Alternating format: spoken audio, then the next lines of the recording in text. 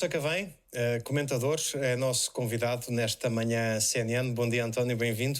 Bom dia, José Gabriel. Começo por lhe perguntar se acha que nestes debates a que temos assistido comparativamente com outros, se há aqui uma preparação diferente nesta altura dos candidatos. Sim, repare-se, estes debates são de curta duração e, portanto, exigem muito dos candidatos. E aquilo que se passa em concreto é que eles estão a lutar pelas percepções do eleitorado. É um bocadinho aquela analogia com o antigo circo de Roma, não é? Em que os gladiadores lutavam pela vida, aqui os políticos lutam pelas percepções das pessoas. E para conquistar essas percepções, para criar percepções positivas, é necessário eles cuidarem não apenas da qualidade do conteúdo, mas também da forma como transmitem esse conteúdo. E nesse capítulo existem aqui um conjunto de recursos que são fundamentais, desde a questão do acesso à linguagem mais colorida, para ajudar as pessoas a pintarem imagens. Palavras fortes, familiares, um discurso simples. Por exemplo, tem-se ouvido algumas palavras extremamente complexas. Eu até apontei aqui a questão da oligarquia, do sistema cleptocrático, até mediana, quer dizer, as pessoas ao final de um dia de trabalho não têm que ter estes conceitos imediatamente acessíveis na sua cabeça. Então, é fundamental os políticos, nomeadamente os candidatos, prepararem-se bem no sentido de utilizarem essa tal linguagem colorida, uma linguagem acessível, uma linguagem que as pessoas compreendam facilmente. E depois também selecionarem bem as mensagens, porque em debates tão curtos, trazer muitas mensagens, por vezes acaba por tornar o discurso mais nubulento e, na realidade, prejudica a partilha da mensagem. É um bocado a sistematização e a priorização da informação. Sem dúvida. E depois, por outro lado, há a questão da comunicação não verbal. A postura, a expressão facial. A cinésia, chamada o conjunto de... Exatamente. Os gestos que são utilizados, a confiança, porque depois há muito esta ligação entre aquilo que se diz e aquilo que o corpo depois vai manifestar. Mas o António acha que nestes debates... Primeira pergunta, se eles são treinados para... E segunda pergunta, se têm preocupações ao nível da expressão não oral, ao nível da postura, dos gestos. Acha que leitura faz do que tem visto? Bom, na generalidade, e aquilo que vimos esta semana, vimos candidatos melhor preparados e outros não tão bem preparados.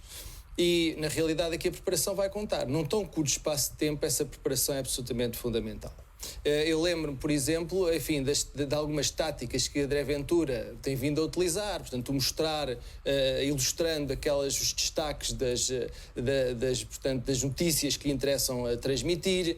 Vê-se também, e depois há aqui a comparação, repare, é diferente se alguém pega no programa eleitoral do adversário e o lê em público, que, enfim, corre o risco de entediar a audiência, ou então se utiliza uma nuvem de palavras, por exemplo, dizer, olha, este programa só tem 9 páginas, como disse Rui Tavares, e depois dizer, olha, você não falou, quantas vezes falou de mar? 0. Quantas vezes falou de natureza? 0. Quantas vezes falou de mulheres? 0. Portanto, ajuda as pessoas a perceber e a criarem essas imagens na sua cabeça e depois a reterem naturalmente a informação.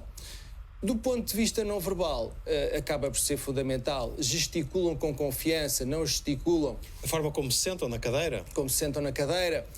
O contato visual. Existem alguns candidatos, enfim, quando se preparam menos bem, têm dificuldade a articular as ideias e a olhar diretamente nos olhos do seu adversário. Também tenho reparado que quando estão a ser atacados, por vezes se verifica que se riem ou que não sabem muito bem aquilo que é necessário fazer. Se eu estou a ser atacado, não conseguem fazer aquela pausa mental, como eu costumo dizer, de meio segundo para raciocinar, processar a informação e seguir em frente. Precisamente. Então essa preparação acaba por ser fundamental. E repare-se, no caso de Rui Rio, enfim, começou menos bem. Veja-se que neste último debate que teve com Francisco Rodrigues dos Santos já vem melhor preparado, já consegue, portanto, fazer essa conexão emocional e trazer um bocadinho mais de poder pessoal para o debate. Sim, na verdade, o poder que fala no poder pessoal, o que estamos a falar é do storytelling nesta narrativa, de contar uma história. E o que te pergunto é, quando vemos os políticos norte-americanos, sobretudo o presidente norte-americano, percebemos que há ali muito treino e que há ali uma comunicação profissional. Ele quase que é um ator. Isso não se verifica nos nossos políticos. Pergunto-lhe, a preparação é basicamente as ideias que querem explorar. Sem dúvida nenhuma. Essa preparação é fundamental. São as ideias que querem explorar e passadas de uma forma, partilhadas de uma forma eficaz. E por isso é que os recursos linguísticos são fundamentais. Eu lembro de Catarina Martins, ao querer procurar elevar a qualidade do debate com André Ventura, utiliza este recurso da citação, citou o Papa Francisco. Enfim, eventualmente houve aqui alguma incongruência, porque algumas das posições do Bloco de Esquerda nem sempre coincidem muito com as posições da Igreja Católica. Utilizou bem, portanto, a tática, eventualmente a figura de referência foi menos bem escolhida, mas está aqui um outro exemplo. E depois a questão do tom de voz. Repare-se, António Costa tem um tom de voz muito grave. Neste debate com o André Ventura foi-lhe bastante útil, porque quase que abafava quando tinha necessidade. E nem precisa de elevar o volume, basta projetar mais. Precisamente. E ele fê-lo muito bem, aliás, falo de forma natural. Foi um debate relativamente equilibrado. Eu até estava com alguma expectativa de qual seria o primeiro candidato que conseguiria lidar com estas estratégias táticas mais agressivas de André Ventura. Eu penso que António Costa conseguiu, de facto, fazê-lo com alguma eficácia. Mas porque tem treino ou porque tem muito mais experiência nestas coisas, ou não muito mais não, porque tem mais experiência nestas coisas que os restantes? José Gabriel, eu diria as duas. Por um lado a experiência, está lá, é inequívoca. Por outro lado, eu penso que ele se preparou bastante bem para este debate. E desde o início que procura liderá-lo. Ele até assume parte do papel do moderador quando faz questões ao seu adversário e conduz e impõe quase a sua agenda. Começa, enfim, muito rapidamente com a questão da vacinação, faz o enquadramento da vacinação, elogia os portugueses e depois imediatamente, enfim, desfere o primeiro ataque sobre o seu adversário, lembrando que ele, no fundo, teve Covid e que ainda revela alguma incerteza sobre se vai vacinar ou não. Ao qual, enfim, o André Ventura procura responder dizendo, bom, se é isso que traz, enfim, a qualidade do tópico para iniciar a conversa não é tão forte como poderia ser, mas sente-se que houve aqui uma preparação ao nível da estratégia e da forma como se...